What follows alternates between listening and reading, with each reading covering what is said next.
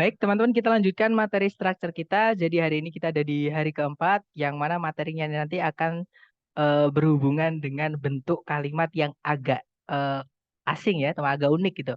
Jadi sebelumnya kita sudah belajar kalau urutan kalimat kan harusnya subjek dulu, baru predikat, teman-teman. Tapi ada beberapa ada satu bentuk kalimat yang unik, namanya adalah inversion. Jadi nanti di inversi ini ada bagian eh, subjek predikat yang harusnya subjek predikat yaitu dibalik. Jadi predikat baru subjek atau bagian dari predikat nanti pindah ke sebelumnya subjek seperti itu teman-teman. Nah, without further ado, let's just get started. Oke, kita mulai. Jadi inversi seperti yang saya sebutkan tadi adalah pembalikan posisi kalimat. Kalau kalimat biasanya urutannya itu subjek dulu baru predikat. Nah, di inversi ini nanti dibalik, teman-teman. Entah predikat dulu baru subjek atau ada bagian dari predikat yang pindah sebelumnya subjek gitu ya.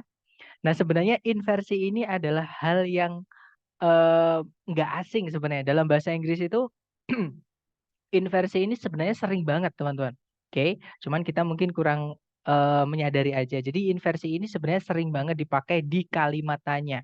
Oke, atau caranya membuat kalimat tanya dalam bahasa Inggris itu adalah dengan cara menginversi posisi kalimatnya, gitu ya. Nah, contohnya di kalimat tanya, teman-teman. Jadi cara membuat kalimat tanya apa namanya? Yang awalnya subjek predikat nanti menjadi predikat dulu baru subjek, begitu ya. Contoh, teman-teman, saya punya kalimat berbunyi, Lucas Pacioli is the father of accounting and bookkeeping. Jadi, Lucas Pacioli merupakan bapak akuntansi dan pembukuan. Nah, itu ada predikat berupa to be saja, dia nggak punya arti ya, teman-teman. Yang mana istilahnya namanya adalah linking verb atau kata kerja, bukan kata, maaf, maaf, linking verb atau kata kerja penghubung, gitu ya. Nah, kalau misalkan predikatnya hanya berupa to be seperti ini, atau istilahnya tadi linking verb ya, teman-teman, ini langsung dipindah aja ke paling depan, cara menginversinya seperti itu. Jadi kalau kita mau membuat kalimat tanya dari kalimat positif yang predikatnya hanya to be, langsung saja pindah ke depan sebelumnya subjek. Jadi ini kalau dijadikan kalimat tanya, akan menjadi, is Lucas Pacioli the father of accounting and bookkeeping? Kalau diartikan, apakah Lucas Pacioli bapak akuntansi dan pembukuan? Seperti itu. Itu kalau predikatnya berupa to be ya, teman-teman. Nah, kalau predikatnya berupa kata kerja tunggal atau kata kerja yang punya arti biasanya ya. Nah, terutama untuk kata kerja yang punya arti yang butuh objek atau istilahnya transitif. Nah, ini beda cara, teman-teman. Kalau misalkan predikatnya kata kerja tunggal, nah kata kerja tunggal itu adalah verb 1, verb 2, dan verb SIS. Dia dibilang kata kerja tunggal karena tidak memiliki auxiliary. Dia berdiri sendiri, teman-teman. Nah, contohnya di situ kalimatnya berbunyi, Louis Braille invented Braille, system of reading and writing for the blind. Nah, itu kalau diartikan, Louis Braille menemukan Braille, sistem membaca dan menulis bagi tunanetra, atau orang yang tidak bisa melihat gitu ya. Nah, ini tidak bisa invented langsung kita pindah sebelumnya subjek, itu nggak bisa, teman-teman. Harus kita ekstrak atau kita apa ya? Kita keluarkan auxiliary di dalamnya. Jadi sebenarnya verb tunggal itu di dalamnya ada auxiliary-nya, teman-teman. Nah, di dalamnya verb 1 itu ada do yang dia itu melebur dengan verb 1. Kalau verb 2 itu sebenarnya di dalamnya ada kata did, teman-teman. Ada auxiliary did yang lebur dengan verb 1. Oke. Sedangkan verb SIS itu sebenarnya ada auxiliary does yang ketemu atau yang digabung dengan verb 1. Nah, nanti kalau misalkan kita menemukan inversi dari kalimat yang menggunakan verb tunggal atau kata kerja yang tidak pakai auxiliary dan dia butuh objek, maka yang dipindah sebelumnya subjek itu cuma do dash did-nya saja. Ya. Nah, verb satunya itu tetap diletakkan di setelahnya subjek. Oke, teman-teman. Contoh nih, kalau misalkan dia pakai verb 2, Louis Braille invented Braille. System of reading and writing for the blind. Nanti kalau diinversi jadinya atau dijadikan kalimatannya jadinya, did Louis Braille invent Braille? System of reading and writing for the blind. Nah, itu jadi did-nya yang pindah ke depan sebelumnya subjek. Invent-nya itu tetap di setelahnya subjek, teman-teman. Oke. Nah, sekarang bagaimana kalau predikatnya memang sudah punya auxiliary sejak lahir, sudah terpisah auxiliary-nya. Contohnya, the lecture was brought by Mr. Henry this morning. Kuliahnya dibawakan oleh Pak Henry tadi pagi. Nah, itu ada auxiliary verb was brought ya, teman-teman. Nah, kalau misalkan ada auxiliary yang udah terpisah, teman-teman langsung pindah ke paling depan, auxiliary yang paling depan. Maksudnya pindah sebelumnya subjek, auxiliary yang paling depan ya, teman-teman. Contohnya di sini auxiliary yang paling depan adalah was. Jadinya nanti was the lecture brought by Mr. Henry this morning. Apakah kuliahnya dibawakan oleh Pak Henry tadi pagi? Seperti itu. Nah, ini adalah pondasi atau gimana ya teman-teman? Ini adalah cara untuk menginversi. Jadi dasarnya menginversi kurang lebih seperti ini. Mungkin sebelum kita ke inversi yang ada di soal structure TOEFL, adakah pertanyaan dulu dari teman-teman tentang caranya menginversi, teman-teman? Silahkan kalau ada pertanyaan dulu. Saya punya pertanyaan.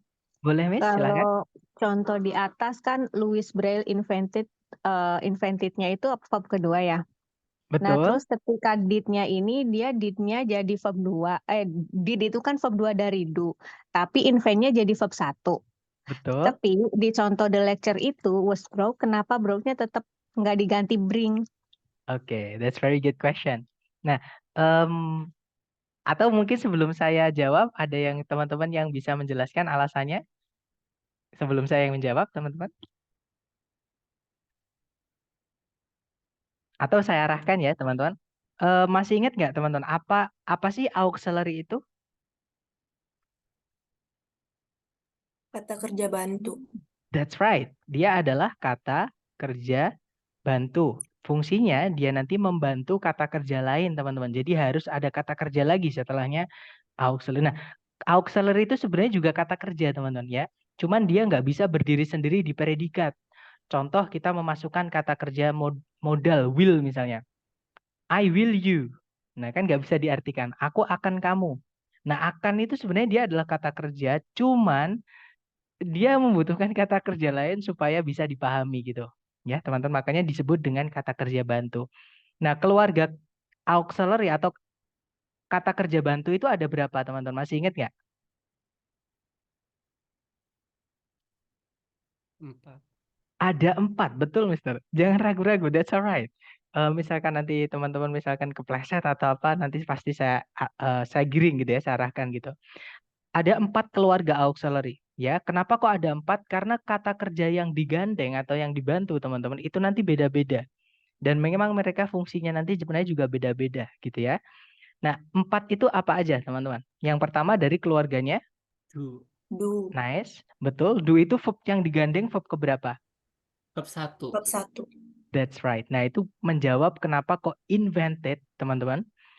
Invented ya. Kenapa yang awalnya verb 2, nah ketika dia dipisah dengan auxiliary-nya, itu dia kembali ke verb 1. Karena did itu adalah keluarga dari auxiliary do.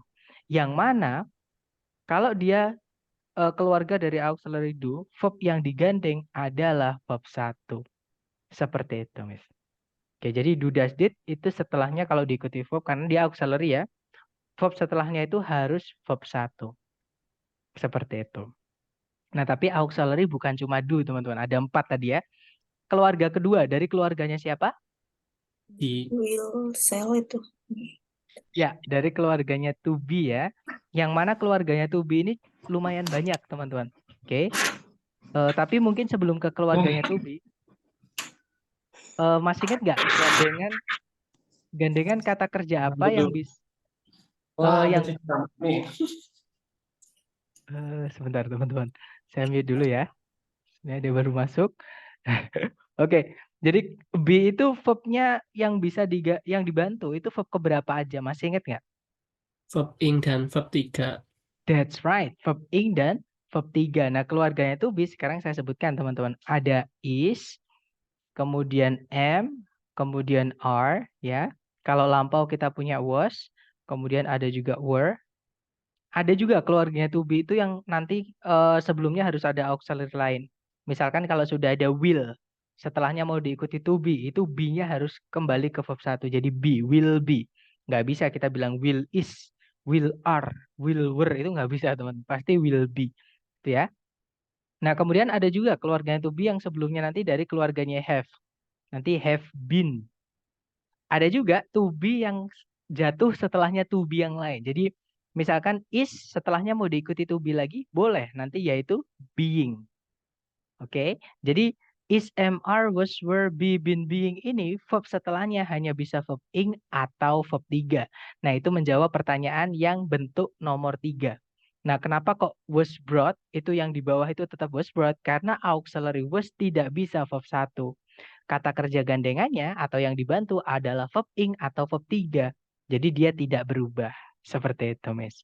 Ya malah ini kalau kita rubah verb 1 jadi salah, teman-teman. Karena memang udah ada aturan baku ya. Kalau to be itu diikutinya cuma bisa verb ing atau verb 3. Nah, kemudian auxiliary ketiga, masih ingat teman-teman, dari keluarganya Have. nice, have, itu gandengannya verb keberapa, Mister? Verb 3. Nice, have, gandengannya adalah verb 3. Have di sini artinya sudah. Nah, keluarganya cuma 3, teman-teman. Yaitu have, kemudian has, kemudian had. Dan yang terakhir ada auxiliary. Nah, ini auxiliary yang artinya masing-masing kata itu kadang beda-beda, teman-teman. Yaitu dari keluarganya modal auxiliary, yang mana gandengannya modal itu verb keberapa, teman-teman? Verb 1. Nice. Verb 1 atau verb 1, teman-teman. Nah, modal itu ada banyak. Misalnya kita mau bilang akan, itu will. Mau bilang harus atau juga bisa kadang diartikan akal, itu shall. Shall, L-nya 2. Kemudian misalkan mau bilang dapat, bisa, mampu, boleh, mungkin. Itu kita bisa pakai can. Maaf, can ya, bukan can. Can. Kemudian misalnya mau bilang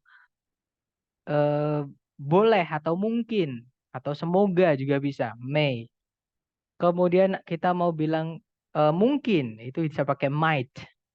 Sinonim gitu ya. Kalau may sama might nggak perlu bingung-bingung teman-teman karena dua-duanya bisa lampau juga. Kemudian nanti apalagi teman-teman must, pasti atau harus. Must itu punya arti pasti juga bisa diartikan harus. Kemudian yang old teman-teman misalnya ada would. Kemudian ada could. Kemudian ada should. Nah, ini keluarganya modal. Should. Kemudian ada yang frasal modal. Frasal modal itu kelihatannya dia itu 2 kata tapi padahal itu 1 kata, teman-teman. Ought to. Kemudian had better. Sama would rather. Ini nggak perlu dihafal ya. Hafalan bukan belajar, teman-teman. Nanti silahkan kalau teman-teman ada waktu luang sambil melihat videonya kembali ditulis seperti itu. Nah, ini adalah keempat keluarga auxiliary. Kenapa kok auxiliary dibagi menjadi 4? Karena memang gandengan kata kerjanya yang dibantu itu beda-beda. Seperti itu. Jadi kalau pertanyaannya tadi, kenapa yang atas dari invented yang ada ed-nya yang mana dia verb 2, kok dipisah menjadi did verb 1? Karena yang atas tidak ada auxiliary sebelumnya. Makanya verb 2. Verb 2 itu nggak boleh pakai auxiliary, teman-teman. Nah, tapi kalau sudah ada did, jangan lagi kembali ke F2. Maksudnya jangan tetap menjadi verb 2. Kenapa? Karena nanti predikatnya double. Verb 2 kan fungsinya jadi predikat, teman-teman. Verb 2 itu nanti jadi double predikat. Lah verb 1 kan juga predikat, Sar. Tidak selalu, teman-teman. Kalau untuk verb 1 ya, verb 1 itu kalau ada to sebelumnya dia menjadi bukan predikat, menjadi keterangan. Kalau ada auxiliary, dia memang predikat tapi bisa dibilang jadi satu. Nggak bisa berdiri sendiri, seperti itu. Kemudian kalau yang di bawah, kenapa kok was brought? Brought-nya itu tetap verb 3 walaupun di bawah was-nya udah dipisah. Karena memang to be harus gandengannya verb ing atau verb 3. Malah salah kalau itu kita ganti menjadi bring. Seperti itu. Apalagi pasif kan masih ingat teman-teman, rumus pasif itu be verb 3. Ini kan pasif. Seperti itu. Jadi kalau be verb 1 nanti nggak bisa diartikan. Seperti itu, Miss. Terima kasih. Dapat ya? Oke. Mungkin agak panjang lebar, tapi gini, misalkan teman-teman bertanya kok saya tidak menjawab, tolong bilang aja teman-teman ya. Nanti coba saya dengan pendekatan lain. Tapi alhamdulillah sepertinya memang terjawab. Mungkin ada pertanyaan lain dulu dari teman-teman. Silahkan teman-teman.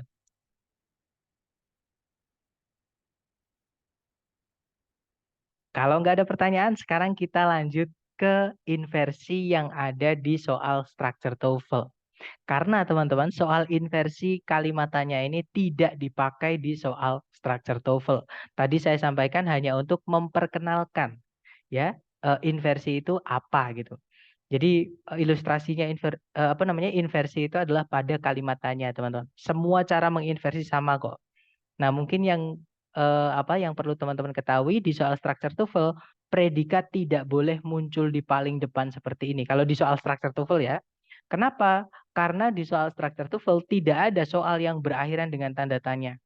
Pasti berakhiran dengan titik nanti kalau teman-teman tes. Makanya saya pernah bilang, kalau teman-teman menemukan titik-titik di paling depan, terus di pilihan ganda itu ada yang diawali dengan predikat, jangan dipilih, pasti salah. Ada dua yang tidak boleh muncul di awal kalimat, teman-teman. Di soal structure TOEFL ya. Yang pertama adalah predikat, yang kedua itu adalah conjunction verb voice. Seperti itu, teman-teman. Nah, sekarang kita ke inversi yang di soal structure TOEFL. Jadi inversi yang di soal structure TOEFL atau kapan kita menginversi di soal structure TOEFL itu ada 5 penanda, teman-teman. Oke, yang pertama ketika ada there, kita biasanya mengartikannya ada. Kemudian ada adverb of place atau keterangan tempat, ya. Kemudian ada negative adverb atau keterangan yang maknanya negatif. Kemudian ada komparatif. Komparatif itu caranya kita bilang lebih dari dalam bahasa Inggris, teman-teman. Ada juga verb ing atau verb 3 yang dia itu agak panjang. Atau istilahnya dalam grammar itu adalah participle phrase. Ya, nah participle itu apa sih, Sir? Participle itu adalah kata kerja tapi berfungsi sebagai kata sifat. Seperti itu, teman-teman. Nah, langsung saja ya kita bahas satu-satu. Yang there dulu, teman-teman. Nah, there ini biasanya sebenarnya there ini artinya di sana ya, teman-teman. Dia adalah keterangan tempat. Tapi kalau dipindah ke depan orang Indonesia biasanya mengartikannya menjadi ada, gitu ya. Tapi nggak apa-apa karena kita memang punya bahasa sendiri gitu. Jadi kita tidak perlu mengikuti bahasa mereka. Tapi kalau kita belajar bahasa Inggris ya kita ngikuti bahasa mereka gitu ya. Contoh teman-teman, apa bahasa Inggrisnya? Ada seekor kucing di kamarmu. Ada yang tahu? Jangan takut salah. There cats There is a cat in your your A cat bed. in your room. bedroom. Nice. Boleh. In your bedroom, in your room. That's right. Intinya di kamar itu ada banyak ya. Bisa bedroom, kamar tidur gitu. Nice. Intinya teman-teman dapat di there is a cat-nya. Nah, coba saya rubah sekarang. Kucingnya itu ada misalnya 5. Ada 5 kucing. Ada 5 kucing di kamarmu. Bahasa Inggrisnya menjadi gimana, teman-teman? There are 5 cats in Nice. your There are 5 cats. Cats. Teman-teman. Nice. In your bedroom. Misalnya. Nah, that's right. Kalau teman-teman lihat, di situ sebelumnya predikat sama-sama menggunakan there. Nah, cuman predikatnya yang satu pakai is, yang satu pakai are, teman-teman. Oke, kenapa kok seperti itu? Karena subjeknya bukan kata there itu. Subjeknya justru di setelah predikatnya. Yang atas pakai is karena subjeknya satu yaitu a cat. Oke, yang bawah itu pakai are karena subjeknya 5 cats. Nah, itu adalah contoh inversi yang menggunakan there ini atau kita contoh pakai ilustrasi ya, teman-teman. Nah, contohnya misalnya ada kalimat a big alligator lives there. Ini yang urut dulu ya, subjek predikat dulu teman-teman. A big alligator itu subjeknya, lives predikatnya, dia nggak butuh objek ya teman-teman. Jadi kalau ada kata kerja tidak butuh objek, jangan dipaksa dikasih objek, nanti nggak bisa diartikan seperti itu. Nah kemudian ada juga keterangan di situ yaitu there, itu keterangan tempat lah bisa dibilang seperti itu karena artinya di sana gitu ya. Nah, there ini kalau dia dipindah sebelumnya subjek, terus nggak ada koma setelahnya, saya ulangi lagi, kalau ada there, dipindah sebelumnya subjek dan nggak ada koma setelahnya, maka subjek nggak mau ketemu, teman-teman. Itulah penanda inversi there. Jadi ketika there dipindah di paling depan tanpa ada koma setelahnya, maka subjek nggak mau ketemu. Jadinya, there lives a big alligator. Predikat dulu yaitu lives, subjeknya adalah a big alligator. Seperti itu. Di sana hiduplah seekor aligator besar. Gitu ya. Nah, tapi ada pengecualian untuk jenis inversi there ini, teman-teman. Inversi there ini tidak berlaku atau tidak bisa dipakai ketika subjeknya itu bukan kata benda, tapi kata ganti berupa I, you, they, we, he, she, atau it. Contoh, teman-teman. I work there. Saya bekerja di sana. Nah, kalau there ini saya pindah di paling depan gak ada koma setelahnya, urutannya tetap I work, bukan work I atau do I work ya, teman-teman. Contoh, jadinya there I work. Kalau di speaking biasanya kita mau bilang, ya betul gitu. Nah, itu there you go. There it is. There he is. Gitu ya. Jadi subjek dulu baru predikat, tetap entah ada there di depan ataupun di belakang ketika subjeknya I, you, they, we, he, she, it. Tapi kalau selain I, you, they, we, she, it, ada there pindah di paling depan, gak ada koma setelahnya, maka diinversi, teman-teman. Seperti itu.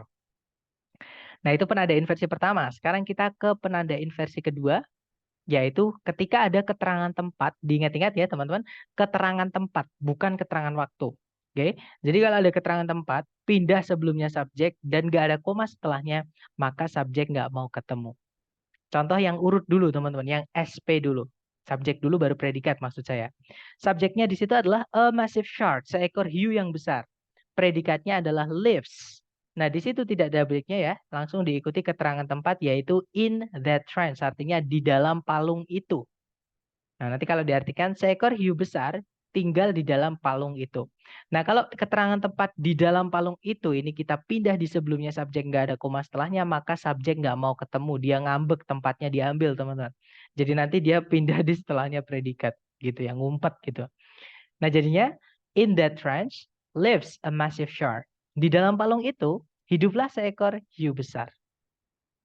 Seperti itu, teman-teman. Jadi, predikat dulu yaitu lives, baru subjek, a massive shark. Kenapa kok dibalik? Karena ada keterangan tempat yang pindah sebelumnya subjek nggak ada koma, atau bisa dibilang inversi nomor 2. Gitu ya, teman-teman. Nah, kemudian yang nomor 3, ini yang paling sering keluar di soal TOEFL yang asli dari ITS, terutama yang online, teman-teman. Oke, yaitu negative adverb atau keterangan yang maknanya negatif.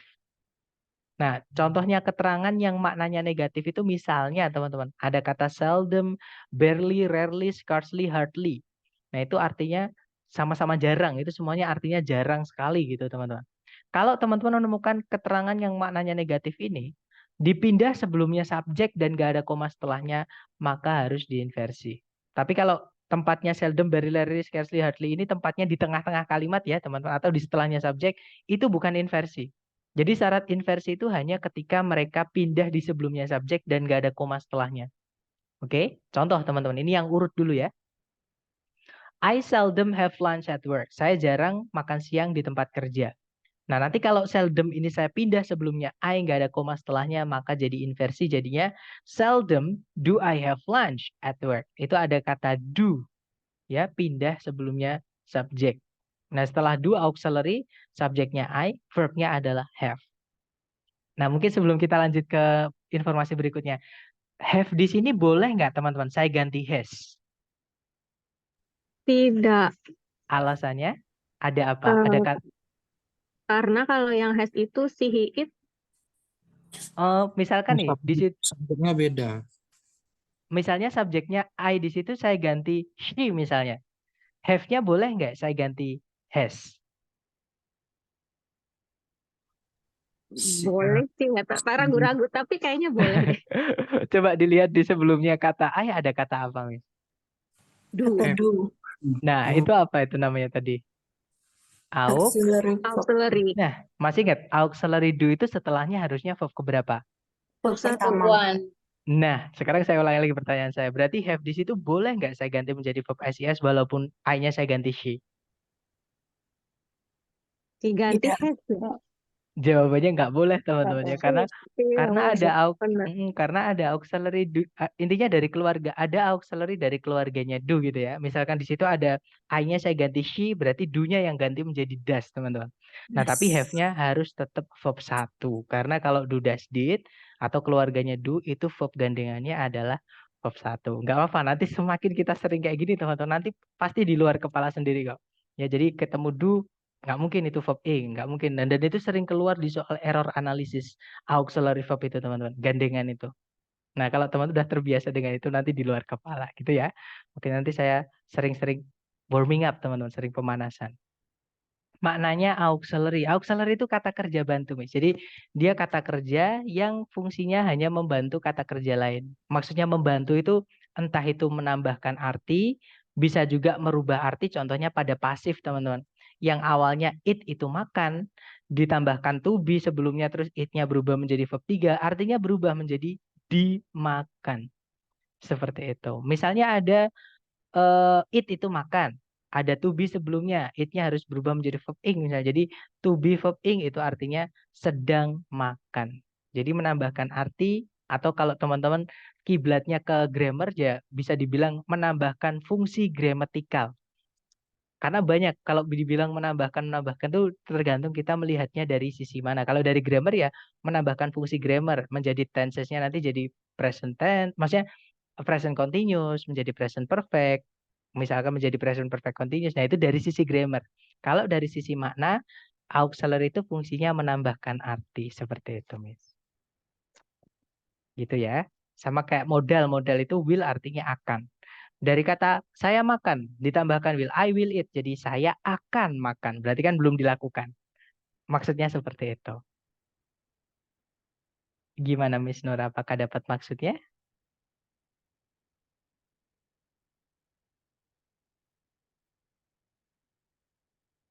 Atau nanti Mister, Iya, Mister. Silakan, Mister. apa namanya yang tadi koma-koma itu apa sih? Maksudnya Ini yang kalau koma-koma? yang dipindah kalau nggak ada koma nggak boleh jadi itu, aku masih penasaran deh.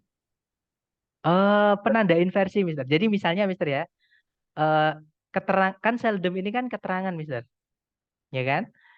Nah, sebenarnya keterangan itu boleh dipindah paling depan, itu nggak masalah, teman-teman. Keterangan itu bisa pindah di mana-mana. Misalnya kata always. Misalnya ya, misalnya kalimatnya berbunyi, normalnya kalimatnya berbunyi seperti ini misalnya. I always, misalnya ini aja yang gampang aja, teman-teman. I always love you.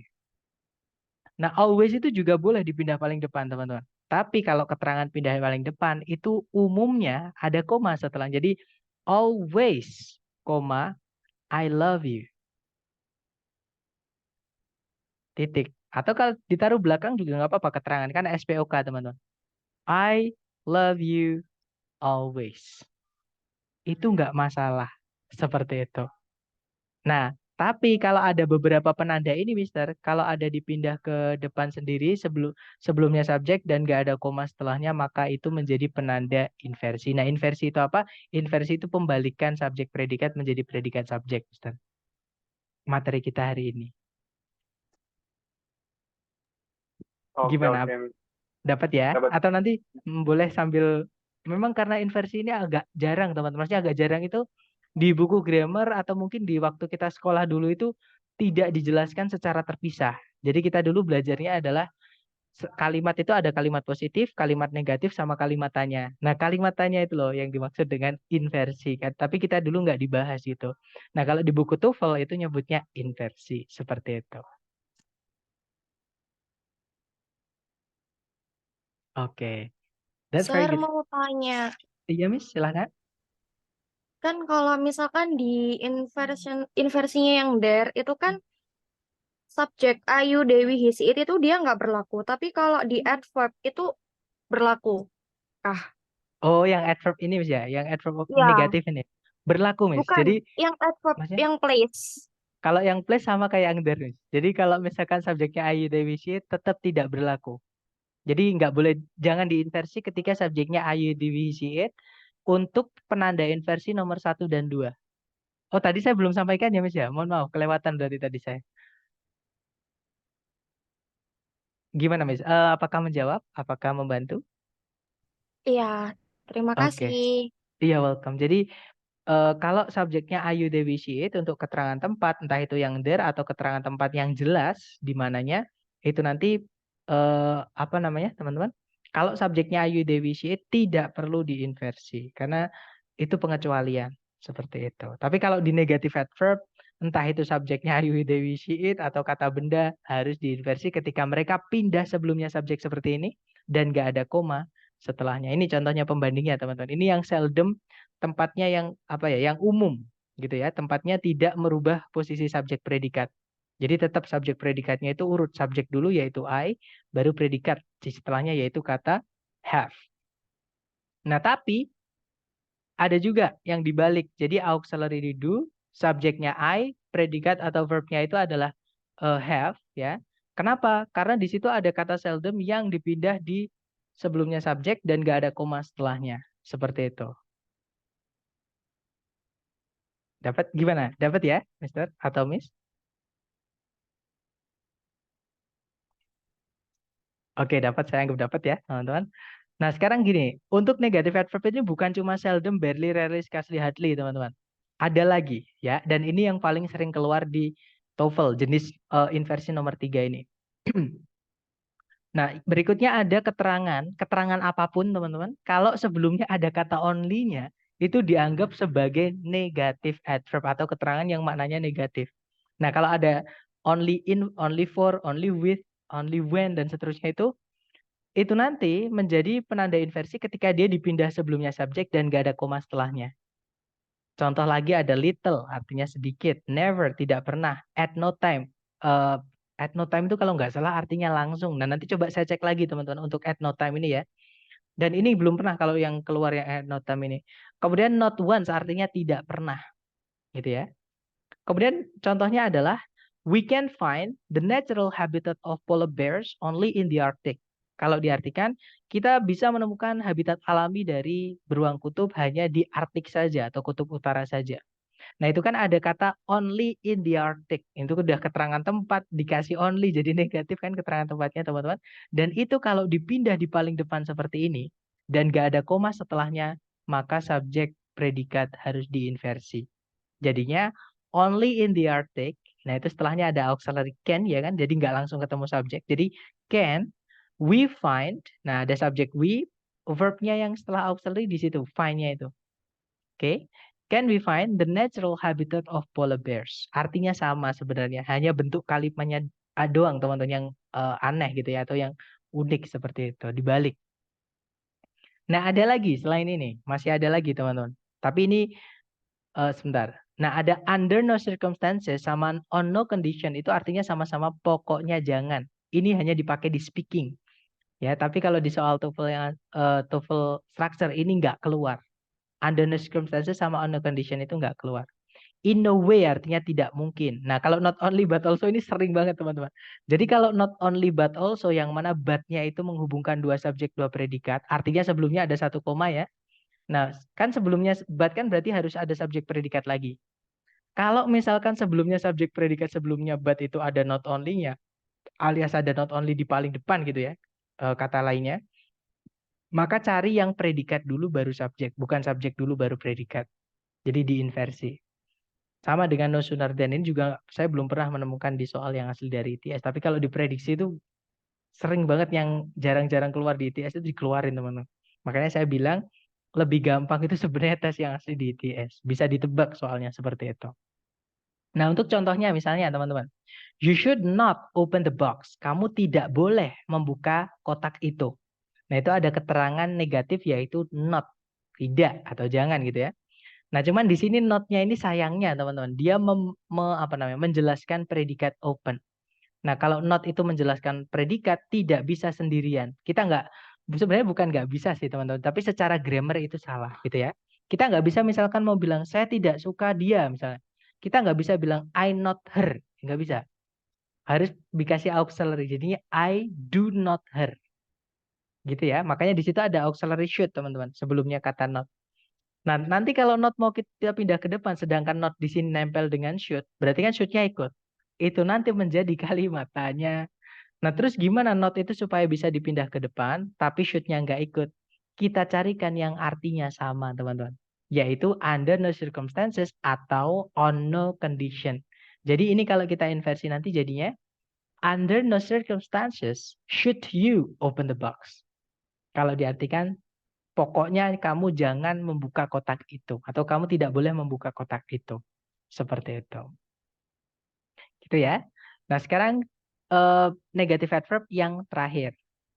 Kita punya nowhere artinya tidak dimanapun. Nggak ada gitu ya intinya. Not until ini harus ada lanjutannya dulu teman-teman. Jadi di sini harus diisi sesuatu dulu. Baru setelahnya nanti diinversi. Predikat dulu baru subjek ya. Jadi di sini diisi dulu. Diisi apa? Entah tahun, entah tanggal dan sebagainya. Intinya waktunya dilengkapi dulu. Karena until itu ada 2 kelas kata. Dia bisa preposisi, bisa conjunction. Gitu ya. Jadi kalau dia preposisi tambahkan kata benda dulu, kalau dia conjunction ya harus ditambahkan subjek predikat dulu. Baru setelahnya nanti dibalik predikat dulu baru subjek, seperti itu. Dan yang terakhir ada no longer, artinya tidak lagi. Nah, yang terakhir lagi teman-teman, ini ada kasus unik dari conjunction. Satu-satunya conjunction yang agak bandel ya, maksudnya bandel itu dia beda penggunaan dengan conjunction yang lain teman-teman. Kalau conjunction itu umumnya atau harusnya itu setelahnya harus urut. Subjek dulu baru predikat, nggak boleh dibolak-balik. Nah, tapi untuk satu conjunction ini beda. Nor ini teman-teman, ketika dia menjelaskan 2 subjek 2 predikat, artinya ada koma sebelumnya gini ya, maka subjek predikat setelahnya itu harus diinversi. Jadi predikat dulu baru subjek. Seperti itu. Nah, untuk contoh barisan terakhir, saya pakai yang not until ya, yang sering keluar di soal TOEFL, teman-teman. Jadi contohnya adalah not until the 20th century was the Great Sphinx of Giza exposed to view. Kalau diartikan kurang lebih tidak sampai tidak sampai abad ke-20 Great Sphinx of Giza temannya piramid itu ya diperlihatkan ke publik seperti itu. Nah, ini adalah jenis inversi yang paling sering keluar di TOEFL. Silahkan difoto sambil mungkin ada yang pengen ditanyain teman-teman. Jangan sungkan-sungkan, tanyakan aja, silahkan.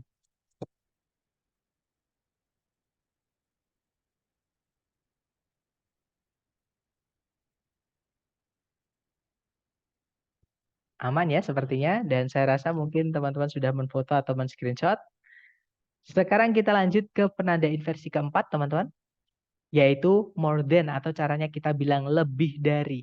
Jadi more apa? Dan misalkan more beautiful than, more expensive than, more distant than, dan seterusnya teman-teman.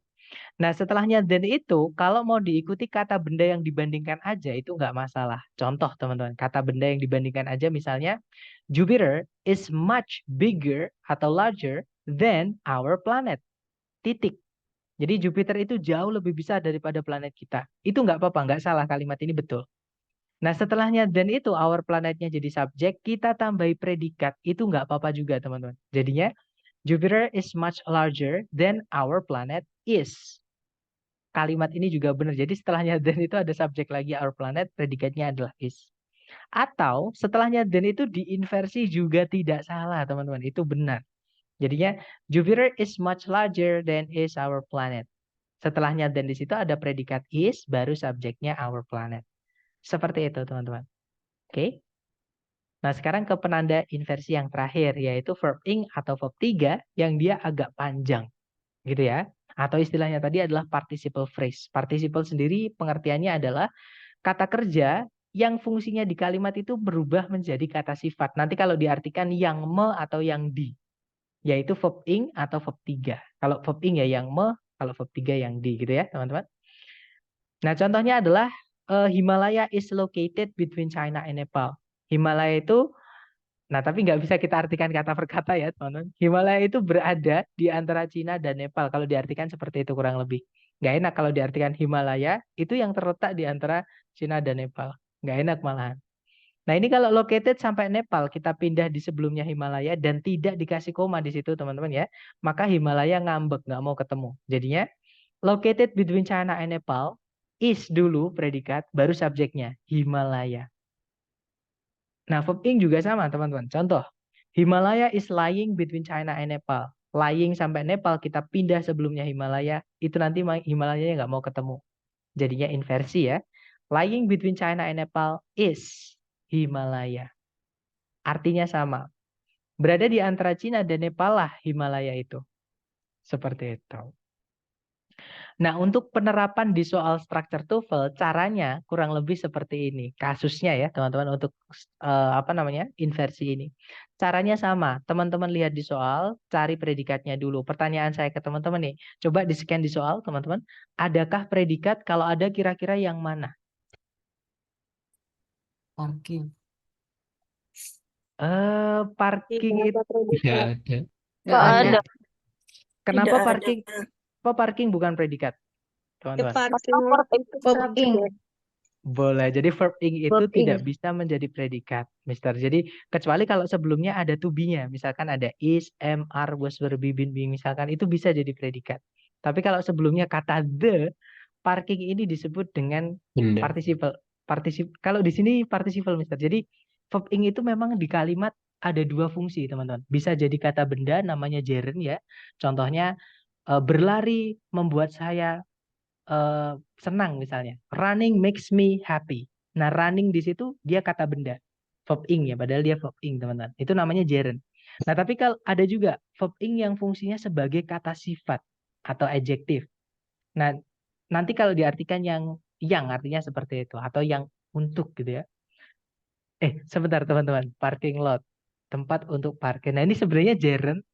Maaf, bener. Ini gerund, teman-teman. Ini gerund tapi fungsinya sebagai adjektif. Nanti kita bahas itu di hari ke-7. Gerund ini kan kata benda kok bisa jadi adjektif. Nanti di hari ke-7 kita bahas itu ya. Eh mohon nanti saya diingatkan. Oh, yang kayak parking lot itu, Mister. Nah, nanti kita membahas namanya gerund yang fungsinya jadi adjektif. Oke. Intinya parking di sini tidak bisa jadi predikat. Seperti itu. Nah, berarti di soal kita belum punya predikat. Artinya di sini harus diisi dengan predikat. Nah, pertanyaan saya lagi ke teman-teman. Coba di-scan di soal, ada nggak subjeknya? Kalau ada yang mana? Belum ada. Belum Tidak. ada. Belum. Betul. Nah, Pantes. berarti di sini kita wajib masukkan subjek. Tapi hati-hati, jangan langsung cari subjek predikat, teman-teman. Teman-teman harus curiga, harus merasa aneh. Kenapa kok subjek yang harusnya di depan, dia bisa terdampar di sini? Kan harusnya kan subjek itu tempatnya di depan sendiri, teman-teman. Intinya nggak jauh-jauh lah dari depan-depan ini, jauh banget gitu. Nah, ada apa di sebelumnya? Apalagi nggak ada koma sama sekali. Nah, kita cek sebelumnya itu ada apa sih? Ternyata on the second level of the parking lot itu kalau diartikan teman-teman di lantai 2 dari tempat parkir itu adalah keterangan tempat atau adverb of place. Betul. Ini adalah inversi nomor 2. Nomor 2. Betul, that's right. Nah, berarti jangan cari yang subjek predikat, tapi cari yang predikat dulu, baru subjek, dan mengikuti cara menginversi yang kita bahas di kalimat tanya tadi. Nah, kira-kira jawabannya yang mana berarti, teman-teman?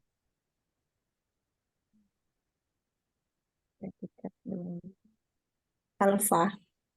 Oke, kalau yang alfa, di situ predikatnya adalah is. Subjeknya yang mana, Miss?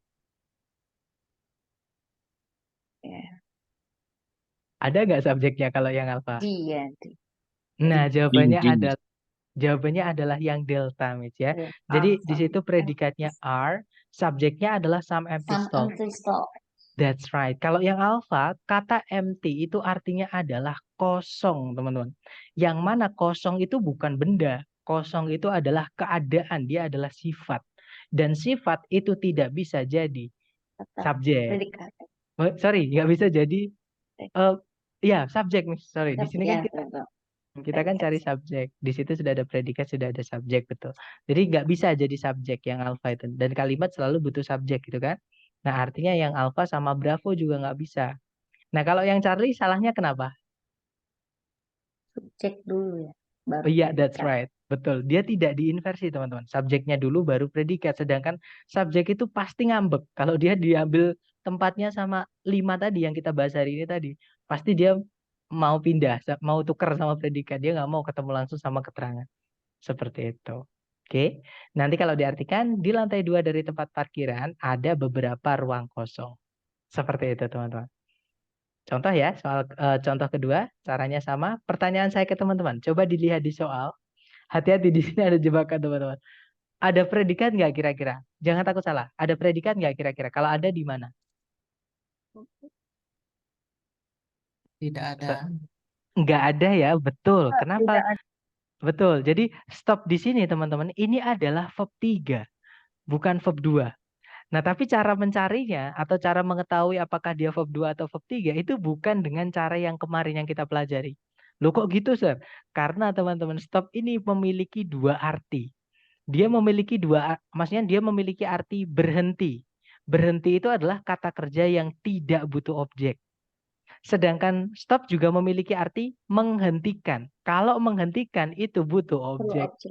Betul. Jadi dia bisa, kalau berhenti nggak bisa pasif. Kalau dia artinya menghentikan, itu bisa pasif. Bisa kita bilang dihentikan bisa. Gitu ya. Nah, otomatis kita nggak bisa. Kalau ada kata kerja yang memiliki dua arti yang punya objek atau tidak punya objek, kita nggak bisa tentukan dengan cara yang kita pelajari di hari ketiga kemarin. Nah, gimana cara mengetahuinya terus, Hanser? Ini lebih gampang, teman-teman, cara mengetahuinya. Ya. Kita pahami aturan perbedaan verb 2 sama verb 3. Verb 2 itu tidak boleh sebelumnya ada auxiliary. Oke, verb 2 itu hanya bisa berdiri sendiri sebagai predikat. Kalaupun sebelumnya ada yang mau menjelaskan, itu hanya bisa diisi sama keterangan, bukan auxiliary. Sedangkan verb 3, supaya dia menjadi predikat, itu harus pakai auxiliary. Nah, untuk mengetahui apakah dia verb 2 atau verb 3, kita lihat di pilihan ganda. Karena kebetulan sebelumnya stopnya itu titik-titik, teman-teman. Di pilihan ganda itu ada auxiliary nggak sih? Gitu. Nah, kalau kita lihat yang alpha ada will sama be, itu kan dua-duanya auxiliary, teman-teman. Bravo juga sama, ada will sama be.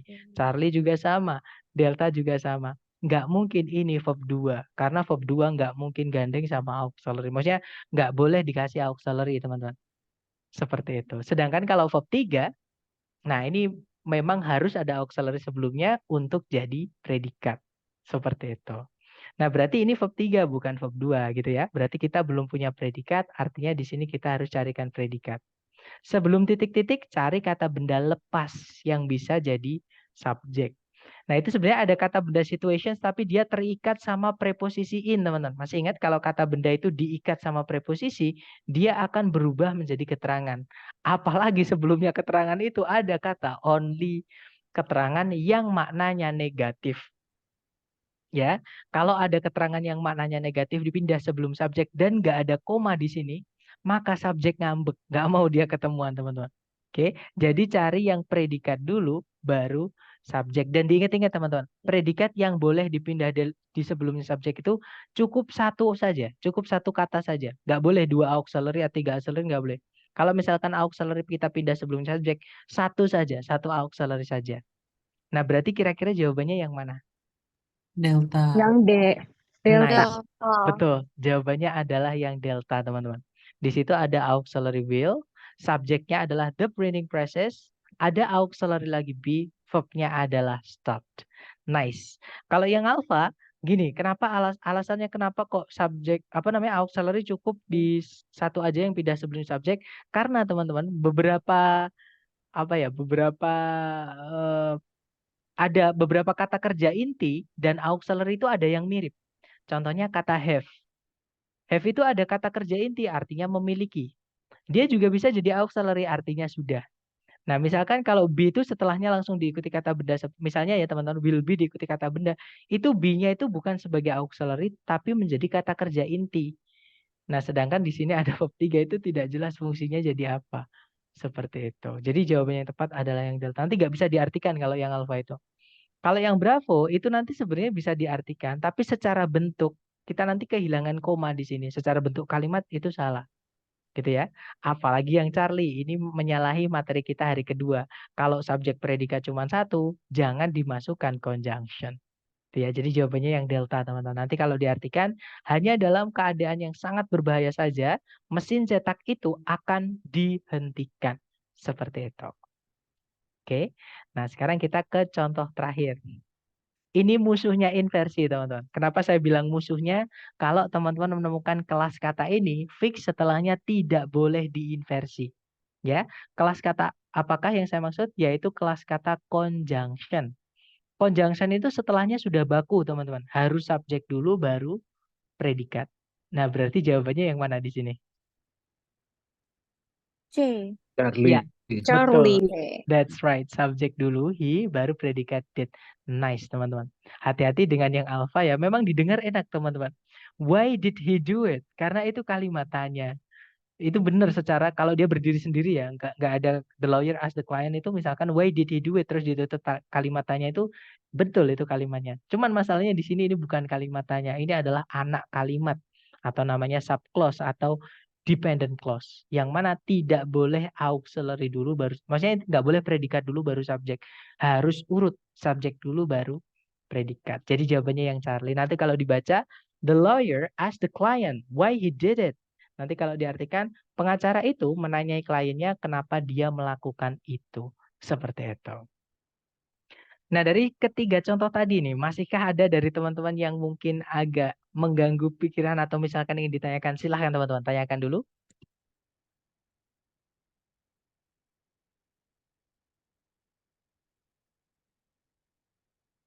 Sepertinya aman ya. Nah, sekarang kita coba teman-teman. Seperti biasa jangan takut salah ya. Dicoba dulu teman-teman, salah wajar, kita belajar 30 detik dimulai dari sekarang. Monggo teman-teman.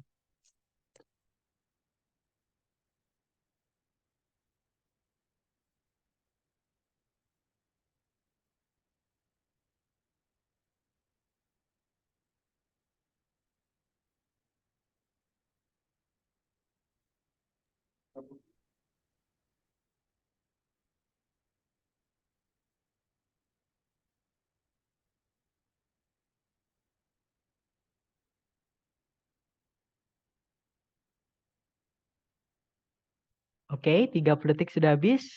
Sebisa teman-teman dulu dikirim jawabannya di chat. Ada jawaban alfa, ada juga bravo, ada juga delta ya. Baik. Oke, nggak apa-apa Mr. Adam, dicoba dulu. Karena nanti kita nyerapnya mungkin dari mencoba gitu ya. Nah, sepertinya udah lengkap teman-teman. A, B, C, D, semuanya udah ada yang milih. Mari kita cek bareng kalau gitu ya. Cari predikat dulu seperti biasa. Kalau ditarik dari depan ke belakang, cari kata kerja yang bisa jadi predikat, teman-teman. Nah, di situ nggak ada sama sekali verb 1, verb SIS, verb 2, ataupun auxiliary verb. Nah, berarti di sini, di titik-titik kita butuh predikat. Ya kan? Nah, sebelum titik-titik pun tidak ada subjek di situ. Kata bendanya di situ itu terikat sama preposisi on, menjadi keterangan itu ya. Artinya di sini kita butuh subjek. Nah, tapi kok subjek tempatnya nggak di awal, tapi di tengah seperti ini, teman-teman wajib curiga. Ada apa sebelum titik-titik atau sebelumnya subjek gitu ya? Nah, kalau kita lihat di situ on main Atlantic coastline itu kalau diartikan di permukaan atau di gitu ya, di garis pantainya benua Atlantiknya Maine, ini nama kota teman-teman ya. Itu kan keterangan tempat. Kalau ada keterangan tempat, pindah sebelumnya subjek, gak ada koma setelahnya untuk memisahkan subjek dan keterangannya, maka jadi inversi. Cari yang predikat dulu, baru subjek. Ya, kita cek satu-satu. Yang alpha ada predikat lies, subjeknya the city of Portland. Kalau yang bravo di situ ada subjek the city of Portland, predikatnya lies. Nggak bisa ya, harus diinversi teman-teman. Jadi bravo salah. Kalau yang Charlie di situ ada predikat lies, tapi nggak ada subjeknya teman-teman. Di situ the city of Portland itu terikat sama kata preposisi around, dia menjadi keterangan. Keterangan tidak bisa jadi subjek, kalimat selalu butuh subjek. Jadi kalau kita pilih yang Charlie, kita menghilangkan satu subjek jadinya. Kalimatnya salah nanti teman-teman. Nah kalau yang delta itu ada predikat, ada subjek, tapi itu ada penambahan penanda inversi. Ada kata keterangan tempat yang udah jelas, ditambahkan keterangan tempat yang tidak jelas.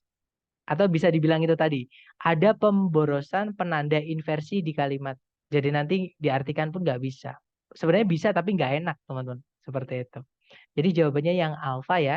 Nah nanti kalau dibaca, on Maine's Atlantic coastline lies the city of Portland, known for its rich marine biodiversity and important fisheries industry. Kalau diartikan, di pantai Atlantiknya Maine terdapat kota Portland yang terkenal atau yang dikenal karena atau untuk gitu ya keanekaragaman hayati lautnya yang kaya dan industri perikanan yang penting. Seperti itu. Gak apa-apa, kita coba lagi ke teman-teman. Nomor 5, silahkan. 30 detik dimulai dari sekarang. Silahkan teman-teman.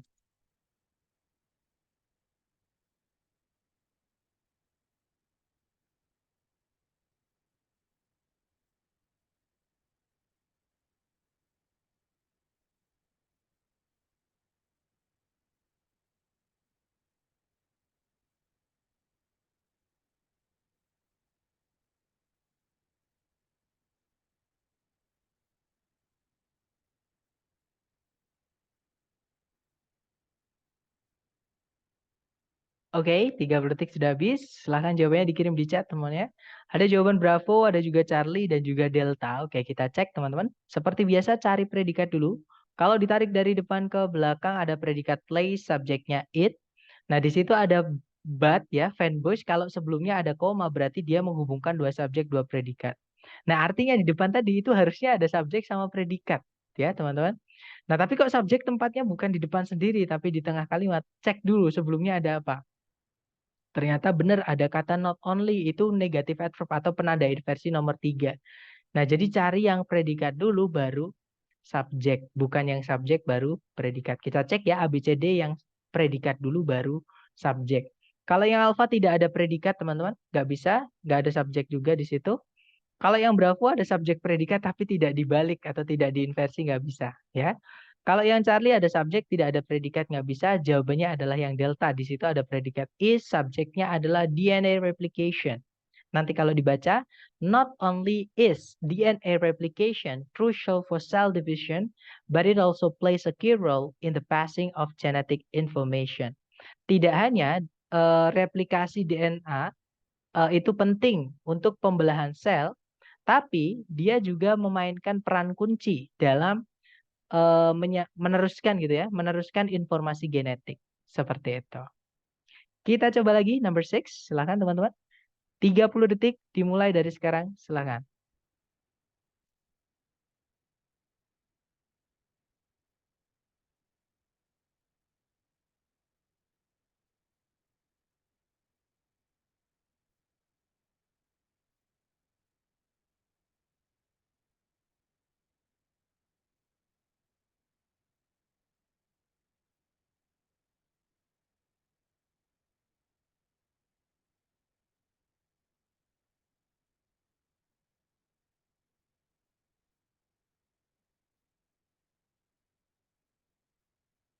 Oke, 30 detik sudah habis. Mari kita cek jawaban teman-teman. Ada jawaban Bravo, ada juga Alpha. Oke, kita cek ya. Cari predikat dulu seperti biasa. Di situ ada predikat reduces. Sebelumnya ada but tapi nggak ada koma sebelumnya, teman-teman. Berarti but ini bukan menghubungkan dua SP. Apalagi setelahnya itu nggak ada subjek kan. Berarti but ini bukan menghubungkan subjek predikat dengan subjek predikat, tapi hanya menghubungkan bagian kalimat yang sama. Nah, karena setelahnya but itu ada verb SES sebagai predikat, maka sebelumnya but tadi itu harusnya juga ada verb SES di sini, teman-teman. Ya, maka harus di sini diisi dengan verb SES. Oke, nah subjeknya sudah ada yaitu kata solar energy. Jadi kita hanya diminta untuk mencari verb SES saja di situ. Oke, kita cek satu-satu. Nah, kalau kita pilih yang alfa, teman-teman nanti subjeknya double, di soal sudah ada subjek, nggak perlu dimasukkan subjek lagi. Ya, jadi inversi di sini salah. Jadi gini teman-teman, not only itu hanya menjadi penanda inversi ketika dia diletakkan di sebelumnya subjek saja. Kalau tempatnya di tengah-tengah kalimat kayak seldom tadi, itu bukan menjadi penanda inversi. Oke, jadi yang alfa ini nggak bisa teman-teman. Nah, jawabannya adalah yang Bravo. Kita hanya butuh verb SES saja. Kalau yang Charlie salah karena dia double subject. Di soal sudah ada subjek, dimasuki subjek lagi. Nanti kita butuh conjunction yang menghubungkan dua SP. Oke. Nah, kalau yang Delta ada conjunction, ada subjek, ada predikat, sudah urut. Tapi nggak bisa tetepan. Kenapa? Kalau kita masukkan ini di sini, kita masih kehilangan satu verb SES untuk yang dihubungkan sama si but ini, teman-teman. Oke, jadi Delta nggak bisa. Jadi jawabannya adalah yang Bravo. Nanti kalau diartikan, tenaga matahari tidak hanya menyediakan sebuah sumber bersih atau sumber tenaga yang bersih dan terbarukan gitu ya, tapi juga mengurangi ketergantungan terhadap bahan bakar fosil. Seperti itu. Oke, lanjut lagi ke number 7. Silakan teman-teman, 30 detik dimulai dari sekarang, monggo.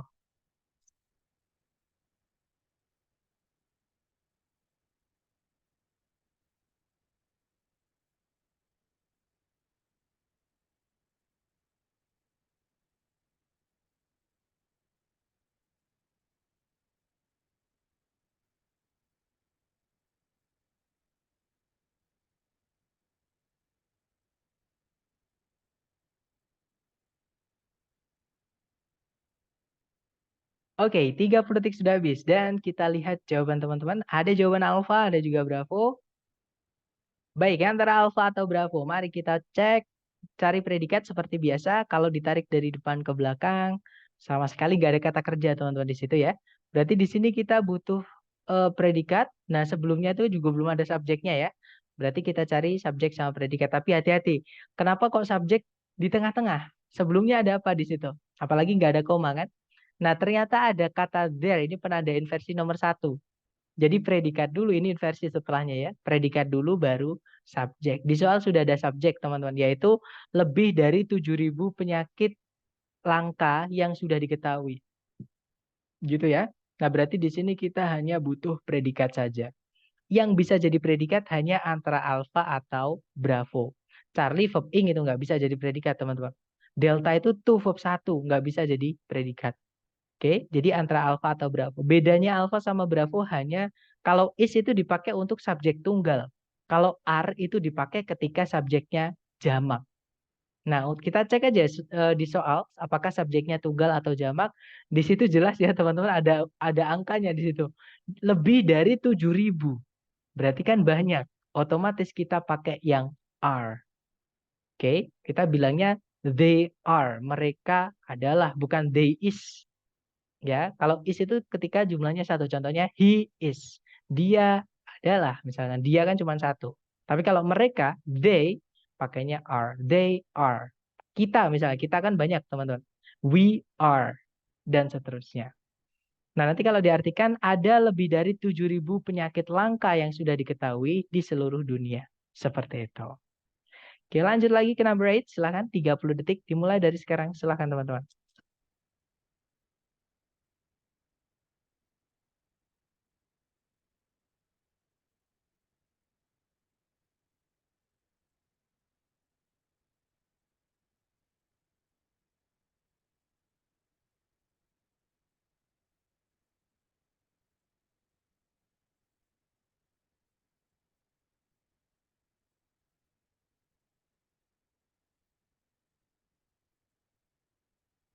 Oke, 30 detik sudah habis. Silahkan jawabannya dikirim di chat, teman-teman. Baik, ada jawaban Charlie, ada Alpha, ada juga Delta. Kita cek ya. Seperti biasa cari predikat dulu. Kalau ditarik, sebenarnya tanpa melihat predikat pun ini sudah kelihatan, teman-teman. Oke, tapi nggak apa-apa. Di situ ada predikat occurs, ada subject vaporization ya. Tidak ada predikat lagi, tapi di depan sendiri sebelumnya titik-titik ada conjunction. Masih ingat? Setelahnya conjunction itu tidak boleh diinversi. Harus urut teman-teman. Subjek dulu baru predikat. Nah, otomatis, bentar, subjek dulu baru predikat ya. Nah, subjek dulu baru predikat. Otomatis yang alfa salah karena dia predikat dulu baru subjeknya gitu ya. Sorry teman-teman, nggak bisa diklik. Nah, kalau yang Bravo itu ada subjek, ada predikat, kita tahan dulu. Yang Charlie ada predikat dulu baru subjek, otomatis salah karena tidak boleh diinversi. Malah kepencet teman-teman. Jawabannya yang Delta ya, ada subjek liquid, predikatnya adalah is heated. Nah, kenapa yang Bravo salah? Padahal secara urutan benar, karena di situ ada kata N.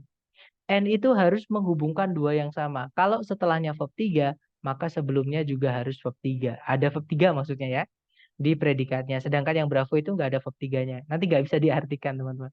Jadi jawabannya yang Delta, nanti kalau diartikan, ketika sejenis cairan dipanaskan dan direbus, vaporisasi terjadi yang merubah zat cair tersebut menjadi keadaan gas, gitu.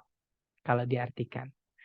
Oke, lanjut lagi ke nomor 9. Monggo teman-teman, 30 detik dimulai dari sekarang. Silakan.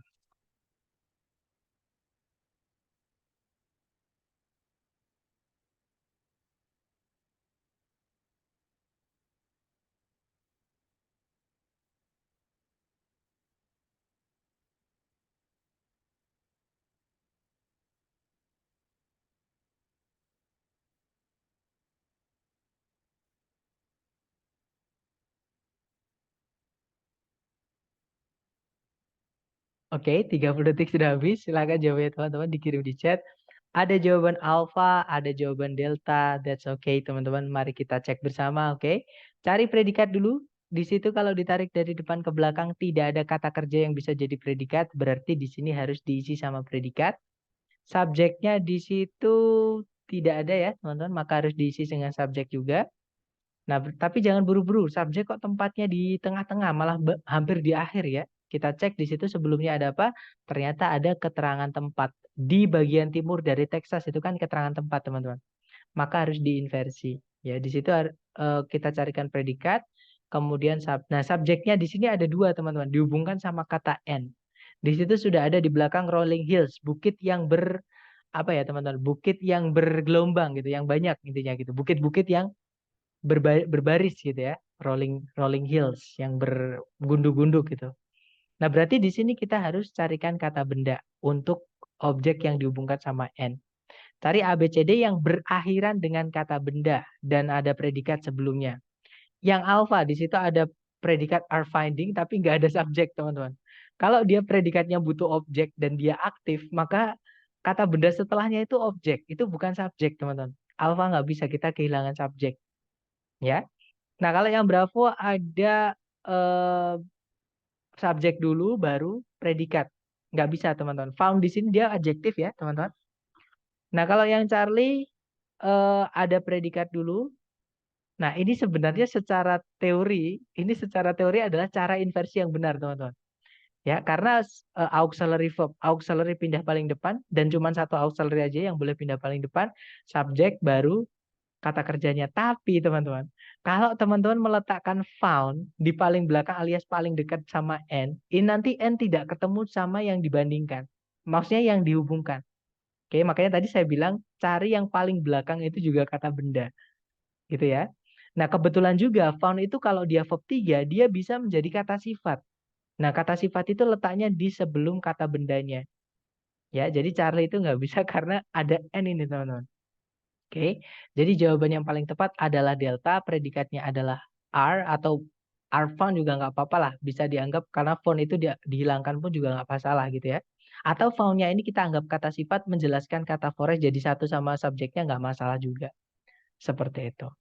Nah, nanti kalau diartikan di bagian timur dari Texas ada gitu ya, hutan-hutan pinus luas yang ditemukan dan bukit-bukit yang berbaris.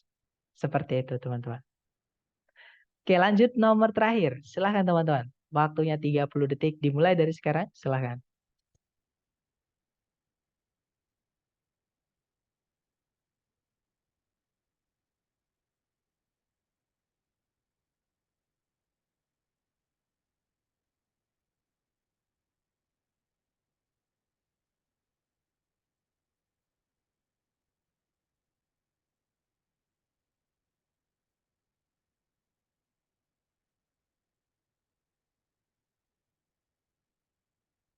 Oke, 30 detik sudah habis. Ini kasus yang sama dengan soal sebelumnya tadi, teman-teman.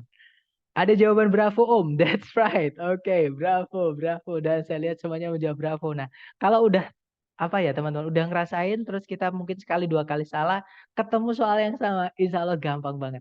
Ya, contohnya jawaban teman-teman semuanya benar. Jawabannya adalah yang bravo. Karena ini sebenarnya polanya sama dengan soal sebelumnya. Jadi cari predikat, di situ nggak ada predikatnya. Kita juga butuh subjek karena nggak ada subjek.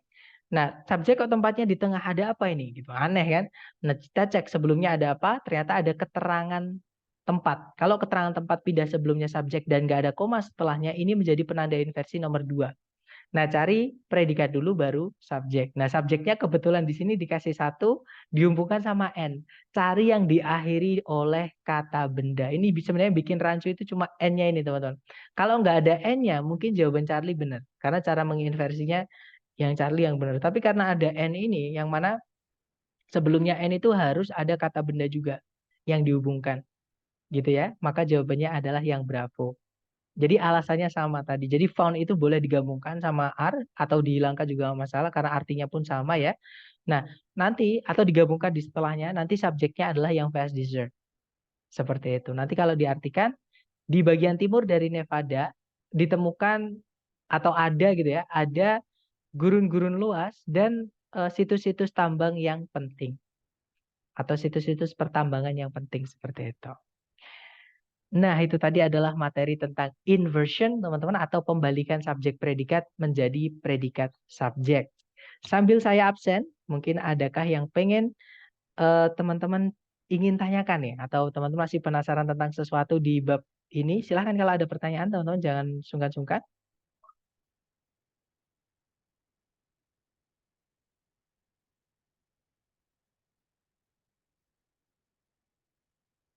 Oke, sepertinya aman ya, nggak ada pertanyaan. Baik, sudah saya absen juga. Thank you so much for today, guys. Nanti untuk latihan tambahnya saya kirim di grup ya. Semangat semuanya. Ya, makin ke belakang kita makin sulit ya. Intinya teman-teman semangat terus, jangan KO karena itu juga jadi penyemangat saya gitu teman-teman. Oke, thank you so much for today guys. I'll see you again next time. The last I say, Thank Assalamualaikum. you. You're welcome teman-teman.